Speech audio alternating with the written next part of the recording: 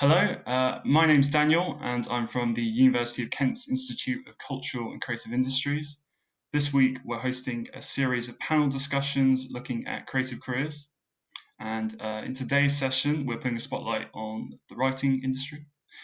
So we're really pleased to be joined by a really fantastic panel of people who work in a really wide variety of job roles connected to writing, and they're going to give us an insight into what their job involves, how they got into their career, and they're going to give us some top tips for anyone wishing to follow in their footsteps. So first off, I'm just going to ask our panelists to introduce yourself, say what your job title is, and if you're a part of an organisation or if you're freelance. So if you want to kick off, Louise. Hi, my name's Louise Grosart. I'm a publisher for Ladybird books, which is part of Penguin Random House. Brilliant. And on to Anne. Oh, hello, my name is Anne Booth and I'm a writer. I write children's books from across the age groups, from picture books up to 12, 13, and I have 2 adult books coming out in the next few years as well. Very exciting. On to Neelam. Hi, I'm Neelam Saredia-Brayley. I'm a poet and creative practitioner, so I do some performance poetry and perform in stages in Kent and London and beyond, and I'm also a writer, so I'm writing my first debut poetry collection, which is going to be published by Verve this year, which is exciting and scary, and I do some workshop leading as well. Great, I love that, exciting and scary. Yeah. It is always. Everything you release into the void. Great, hand on to Luke. Hi everyone, my name is Luke Jacobs. I'm the editor for KentLive and SussexLive. I'm a journalist and also oversee our diversity strategy in a role called New Audiences Editor as well. Oh, I did not know that. Great, so we're going to start with our first question. What does a typical day in your job look like? I imagine there isn't a typical day for probably all of you, but just give us a little indication of some of the stuff you get up to. So back to Louise. So I'm really lucky enough to work in children's books, and I run a team of 5 editors and working closely with the design team to create picture books, things like these upside down books. So all kind of books, from baby board books with touch and feel elements to them, sound books, up to non-fiction kind of older age group, which is sort of up to 7 to 8 years old. A typical day for me is honestly quite a lot of meetings, but that will be with my editors, with writers, illustrators and authors, and working on creating books with a lovely wonderful team of people. There's also a lot of spreadsheets and things like that I need to look after with regards to my team. And my job is to, with the art director, work out what we're going to publish on the Ladybird list, and it's very exciting, and every day is different, and I love it. So. Oh, great. Bro, Anne, take it away. So I don't really have a typical day either, apart from the fact that I am in trouble if I don't write. So I have to write every day, but I also try to read other books in my genre. So I think that's really important, and I enjoy it. So it's not it's not a punishment. I love it. It's very inspiring. So I'll read other books that are coming out, or reread old favorites. I definitely have to write. I go on Twitter a lot, and that I learn a lot about what new books are coming out. And I love Twitter for talking to illustrators and writers. So we recommend each other books and we try to boost each other up, it's a really nice part of Twitter. I try to look at news as well, and I'm always trying to be aware of what's going on, because that gives me ideas for new books. And I might watch a program, I might watch a documentary or a film, that can inspire me as well. And I'll go for a walk, at least 1 or 2 walks with the dog. But that also helps me work out problems with plots and things like that. And then I reply to emails, and sometimes I have to go to schools to meet children to talk about books, or during this time would be a Zoom call. So just before this meeting, I was on the phone to a head who was asking me to come and talk to a school about my latest book. So yeah, so it's always different, but I know that I've been feeling a bit stressed recently because I've had so many emails and so many admin things. I haven't really got on top of my writing for a while, and I start feeling really sort of stressed and panicked about it, because that's how I earn my money. It's really is the writing, and so I can't be a writer if I don't write. So I was talking to my agent yesterday, and she said maybe you just need to stay off social media for a few days and just really get your head down to calm yourself down. So yeah, it's really hard, isn't it, that getting that balance right between creating new things and just managing admin. Brilliant. Neelam. Yeah, I feel that as well. I've been caught up in admin and I haven't been writing as much, and you do feel it a lot. Or you just kind of like, if you start writing and then like a second later you're like, I wonder if I should reply to the email now, and then that's like 2 hours of your life like gone. So yeah, it's hard to kind of like stay on track, I think. And yeah, as a freelance artist as well, like my days are like kind of really different. So at the moment it's a bit unstructured. I'm kind of just editing my book, so it's when like short bursts of like when I can look at it and like figure out. But I also kind of read other poets and listen to poetry as well. I like going on walks too to kind of like figure things out, because it does actually help, because then you have like it just like working away in the back of your brain. You don't have to focus on it too much, which is really good. If I'm doing a performance, then I would kind of spend most of the day just rehearsing like my set, and I kind of like just say out loud like a bunch of times, and then just work towards that event and performing. I'm also an access worker for an amazing neurodiverse artist called Brigitte Aphrodite. So I work with her 2 days a week, and that's admin as well as kind of like a bit of marketing and some funding application writing. So that's kind of more structured and admin-y. And I also work with EBP, who are it's Education Business Partnerships Kent, and they're a really great organization who kind of connect employers and businesses with schools. So I do a lot of careers fairs with them. And pre-COVID, I would be like going into schools and kind of leading like creative thinking workshops and like hosting a careers fair. But now I've like pre-recorded some things for a virtual careers fair. So that's going out to schools, which is great, because a lot of people don't really think about poetry as a career, or like they kind of write a little bit like in their bedrooms and don't show anyone, but kind of like, you know, never really see that as an option that you can like perform and share with people when you're ready. So that's really cool. But at the moment, it's kind of like whatever I can do with the creative side. But if I kind of like am a bit stuck with writing, or a bit, you know, with the structure of my book, then I kind of like do something else that's creative. So I'm teaching myself to edit videos at the moment. So that's kind of like a lot of fun to do. So I'm going to use that with poetry as well, but just it's also like fun to make like these silly videos and learn a new skill. Brilliant. You sound super busy.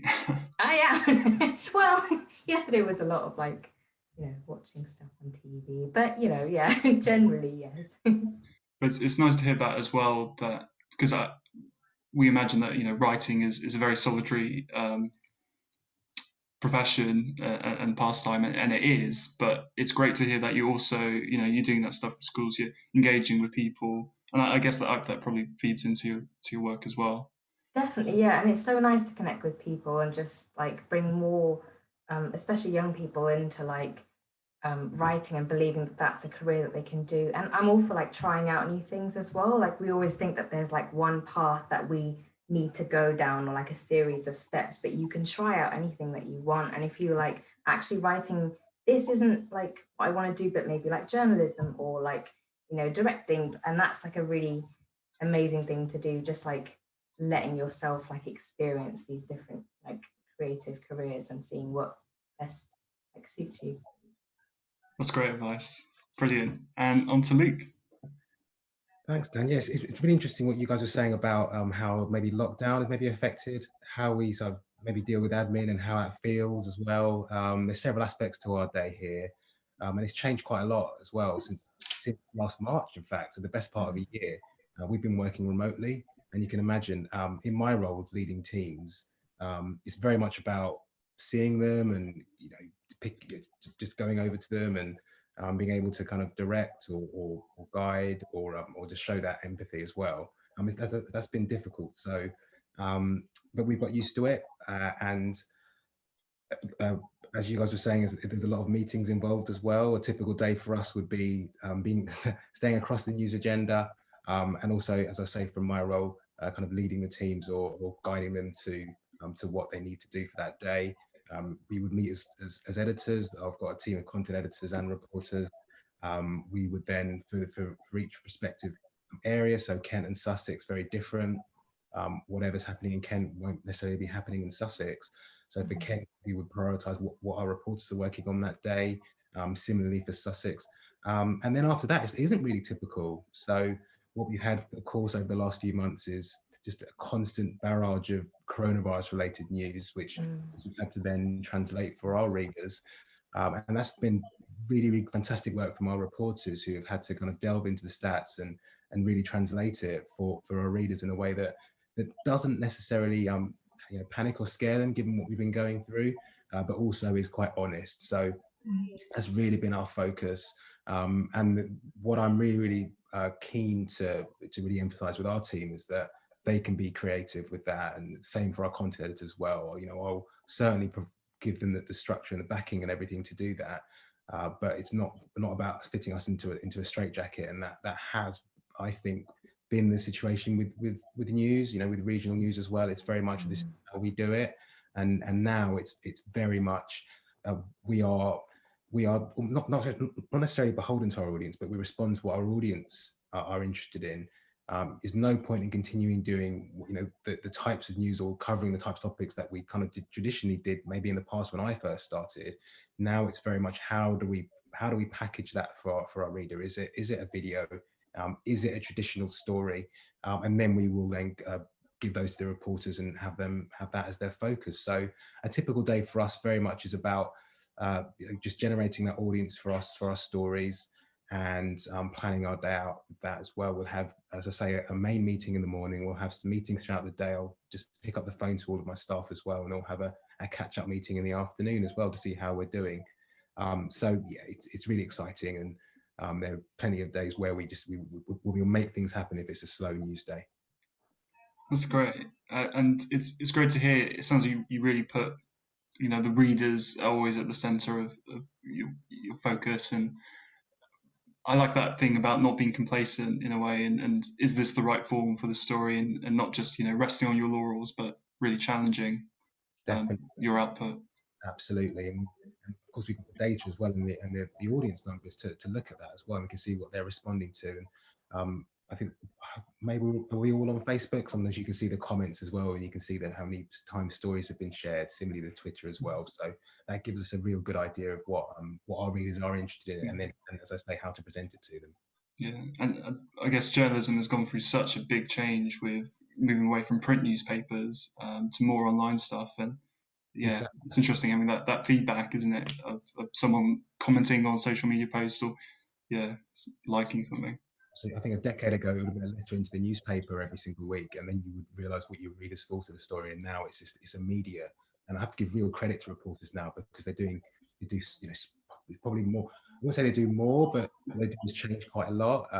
They need to know how to write a story, how to film a video, of course, how to sell it on social media as well. Whereas previously, we're talking decades ago, it would have just been you write your story and then it goes off into something, into a database or something, and you'd spike it, which is the term that we use then, and it would appear on the front of the paper. So there's a lot to what reporters do. That's really interesting. Thank you. So we'll go on to our second question. We kind of want to hear about your career pathway. So how did you get into your current job? And starting again with Louise. I'm not a very typical publishing person, so mine's quite a bit of a segue around, and I've ended up here. I'm really happy about it though. So I didn't study English at school, actually, apart from GCSE. I've always loved books though, so I actually purposely decided not to study English because I was worried it would ruin my like love of reading, but I was really good at languages, so I studied European Studies and Spanish at University of Kent, and I went to Spain and lived in Spain for a year and just did languages and kind of European, that kind of politics, that vibe.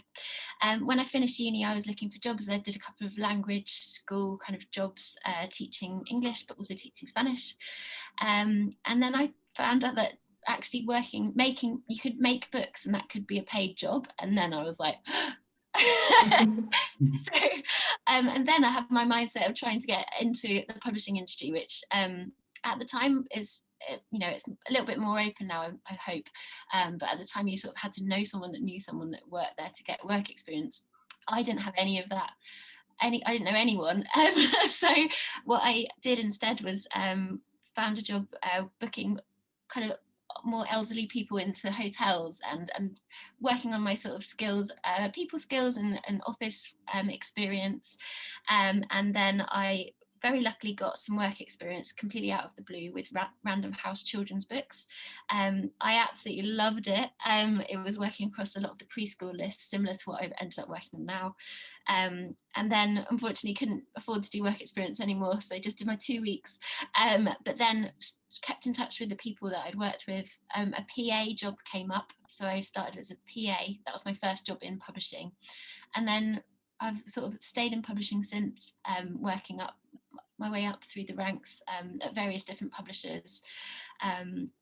Again, mainly working on preschool books, and just, just been here for the long term now. I'm in, I've found my thing. I'm really excited. So yeah, so I worked at Random House, then we merged with Penguin, and then I went to Egmont for a couple of years, which is another children's book company, and moved back to Penguin, and I most recently looked after some of the Peppa Pig books and Hey Dougie, which is the licensing part of the business, and then moved over to the Ladybird trade list, so working on all the books I showed you before, and it's much more of a managerial role, as well as like working with the authors and illustrators and writers and looking for new writers and finding new illustrators. So it's a really varied role, and I'm so pleased I had all the other experience before I got into publishing, because it's massively helped me in the long term. So yeah, that's a very whistle-stop tour. Yeah, thank you for sharing. On to Anne. Yeah, so mine was a bit roundabout as well. So I did study English, but it was way back in 1983 to 86. And I went to York University, and they said that a 1/9 of the degree could be a children's book. And so even then I knew I wanted to write. I came from a council estate, and my parents had never been to university, and I didn't even know that there was such a job as publishing. I know that sounds ridiculous, but it didn't occur to me that I could ever do that sort of job. But I did get a job in the bookshop at the university after I graduated. Then I did an evening MA at Canterbury Christ Church in creative writing, again 1 night a week when the children were small. And that did give me confidence, because the other people were so nice, and we all had to support each other, and nobody was arrogant. Everybody was very supportive and different. So that was really nice. And then when that finished, I thought, I'm not going to carry on if I don't do something. I have to do something. So I went on something called an Arvon Foundation course. And I really recommend that for anyone who's interested. They're a really great organization. You go away for 5 days, and I got a full grant. So they really want to help people to do it. And they're particularly interested in young people. And it's normally run by 2 published experienced writers, and in different genres like poetry, drama, radio plays, so all sorts of, I think non-fiction as well. And to cut a long story short, I went on a commercial fiction one, but I also went on literary fiction, which was a bit of a mistake, and I got completely overwhelmed by that one. And then years later, I went on a children's fiction one, and I realized that I love children's books so much, but I'd always felt intimidated about writing them. But I realized that I could do it. They made us do these creative writing things, and I just found I enjoyed it so much. But no job came out of that. It was just confidence, the feeling that I wanted to do it. And a publisher said to me, "Have you written anything, Anne?" And I said, "Well, yeah, I have, yeah." And she said, "Would you send me something?" So I hadn't even said that I was writing anything. And I sent her it. She said, that's really nice, very gentle, but a bit old fashioned. So she said no. And to cut a long story short, I found out what was wrong with the old fashioned. It was my pace. It was too slow. It wasn't, I looked again at more modern books just to look at their pace. And I finally got a contract with this publisher, Nosy Crow. And then I got an agent for a middle grade book that I'd been writing called Girl with a White Dog, which was my first book. Neelam, if you'd like to take us on. Sure, and I did an Avon course as well in 2019, and that was amazing. And yeah, just to have all of that time just to write was incredible. It's and wonderful. Apples and Snakes, and they're a really amazing poetry organisation in the UK.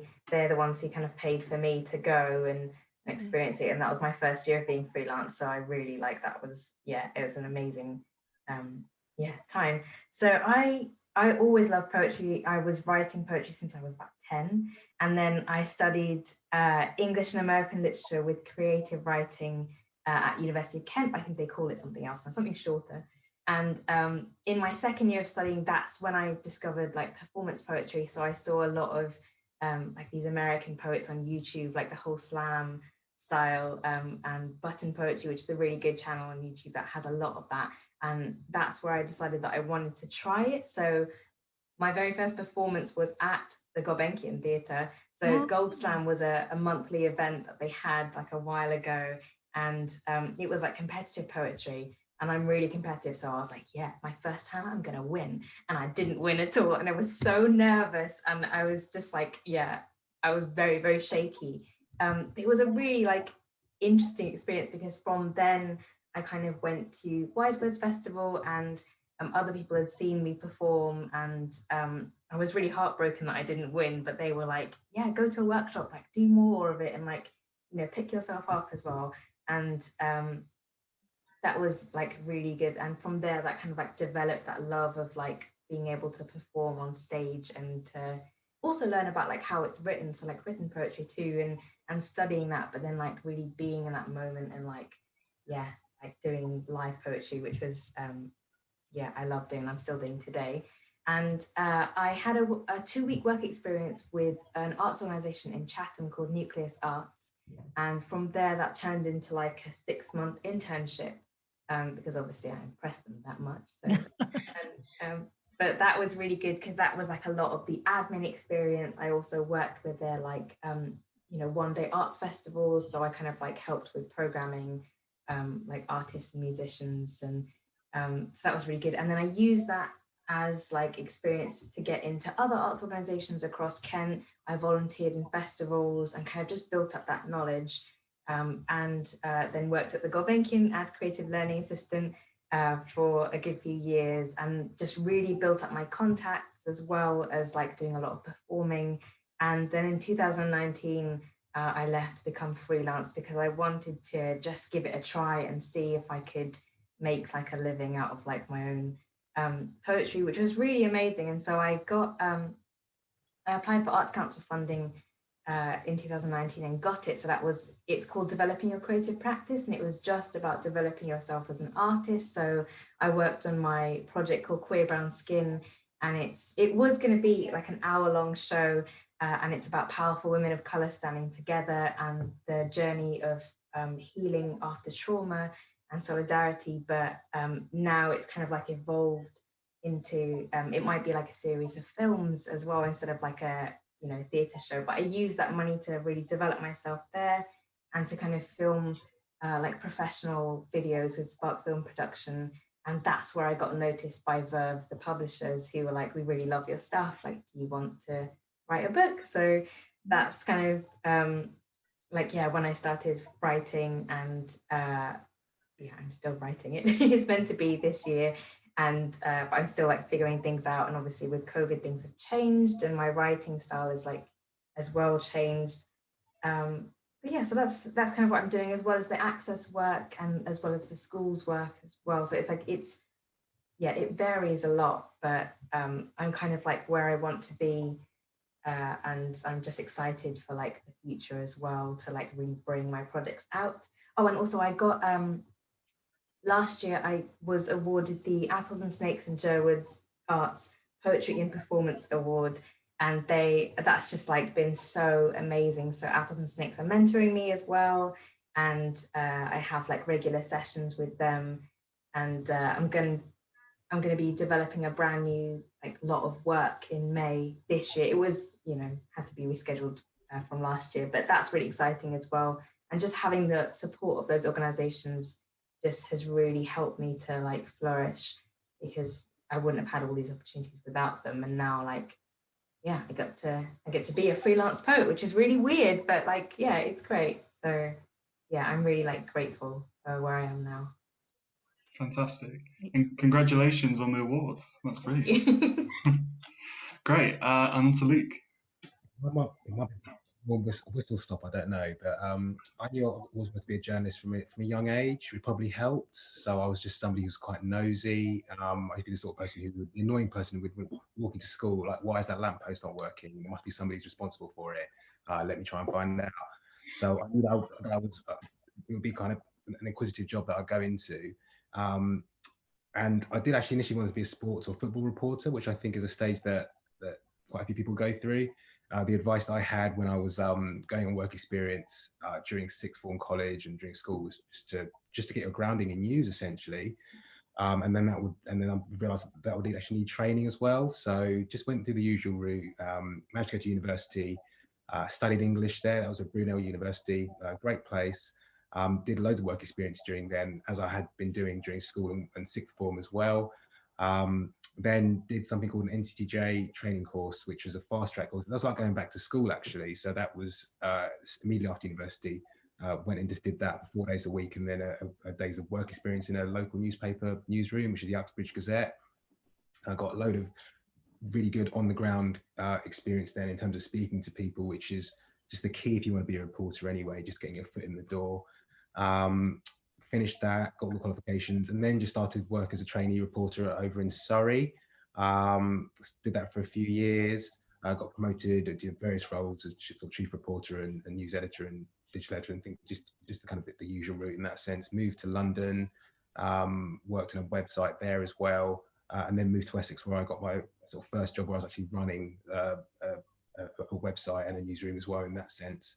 Then got a job in Kent a few years ago, and then there's been various changes.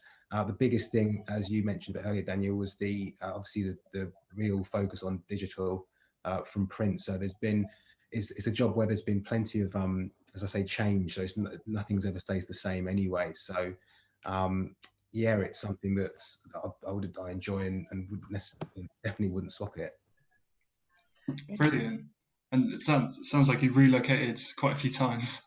There's been a lot of moving around. I'm not too far though. It's been kind of like a donut. There's London, and then there's the counties around it. Yeah. Brilliant. Thank you so much. So finally, I'm just going to ask you for it's already come through in all the great things you've been saying, but what top tips would you have for someone wanting to pursue a career in this industry, or maybe for your job role specifically? I'm just going to open this up to anyone who wants to chip in. Louise, did you have something? Yeah, so I think for working in the publishing industry, it's changed so much in how it's way more open. All the publishers have internship programs. I'm an editor, but actually there's so many parts of the business you can work in. There's like, you can be a salesperson, you can go fly around the world in normal times, being an international sales type person too, production, that's the actual creation, like the printing of the books. There's and marketing and publicity. It's actually a really massive industry. It's not just and design as well, of course, a massive part of like what I do day to day with my team. So there's really open industry. There's loads of roles, loads of different things you can do. For me, I think the basic things that I've found is that you have to, as much as being an editor, you'd think it would be just sitting there with a manuscript, with a little lamp and glasses and a blank, you think it's quite like desk edity, but it's actually very people focused. So I would definitely, and also it's office stuff too. So I would definitely recommend getting a bit of office experience, getting people, working with people is really, really great, and having a creative flair, the passion for the books, you definitely need that, and you know, you learn a lot on the job as well, but definitely the passion and kind of a good basis of kind of just basic kind of work skills is really, really helpful. And you know, we as publishers, we are like, as everyone said, I think pretty much like on Twitter and like looking for new writers all the time. There's so much opportunity there. We're definitely always looking for new people to work with, so it's a really exciting industry to be in. So I love it personally, and I think there's so much out there to help people who want to get into the industry now. So yeah, Google, have a little look, and please contact me on LinkedIn if you want to chat about it anytime. So Brilliant, thank you. Does anyone else have any top tips? I do, yes. I have a list of my tips here, which I'm just going to read. So the first one is connect with other creative organisations like Gulbenkian and events to find out more opportunities and mentoring, because that's so important if you want to be a poet or artist, or just, yeah, working in kind of any career in the arts. Is about having those connections and just being really open as well. I think that a lot of organisations do want to work with people and like young people as well, just like see what you can get involved in, because then from there you'll kind of like you'll have more opportunities and more chance to kind of like learn and develop. The second tip is get inspired and take in art. So look at what the professionals are doing. So that's reading, watching, listening, or going to online events, but also doing some more deliberate study. So if you're kind of reading something or like watching someone perform something, really think about like, why do I like this? Like, what is it that kind of grabs me? But make sure that you don't use this as an excuse for procrastination, which I do a lot. And then you start to get in that loop where you're like, oh, but they're doing it better than me. Like, how am I going to like, you know, top it? But don't, just use it as an opportunity to pick out what you like, and kind of like your own voice is important as well. So you don't need to kind of copy anyone.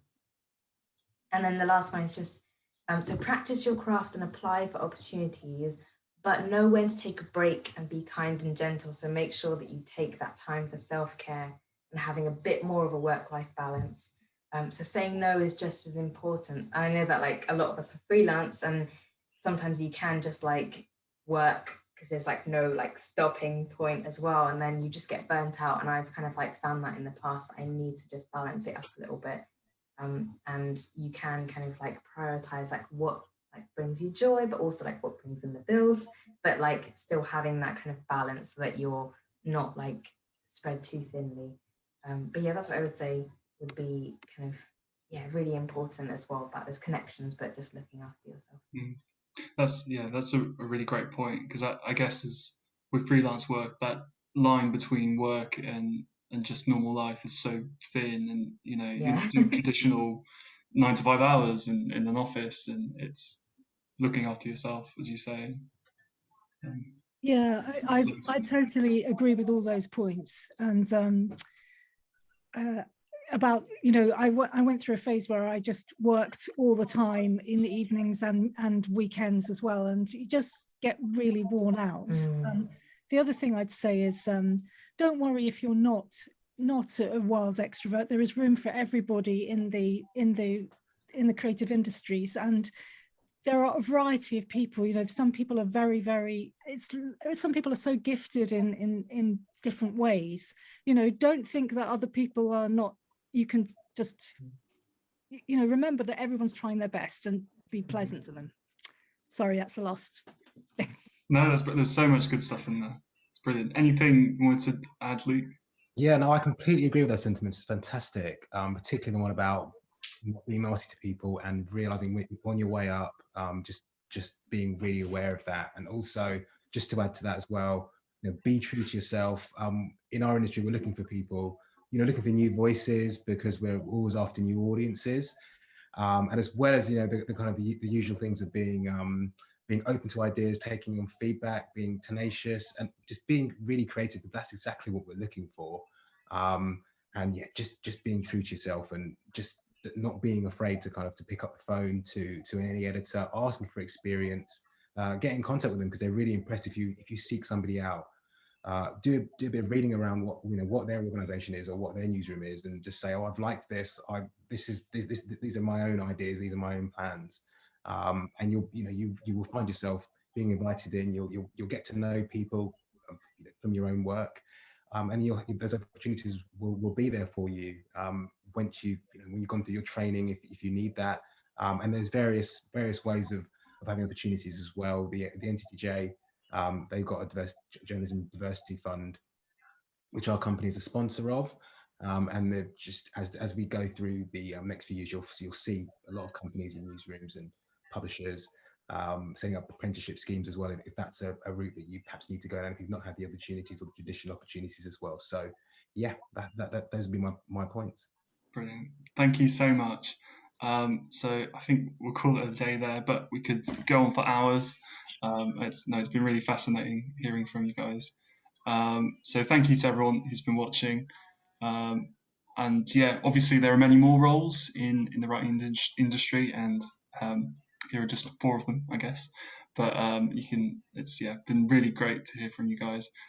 If you have any comments or questions, we're going to have a slide afterwards that's going to have some social media handles and our email for the Institute of Cultural and Creative Industries, and Creative Estuary, which is one of our partners who's been working on this, creating these panels. But yeah, thank you very much and goodbye.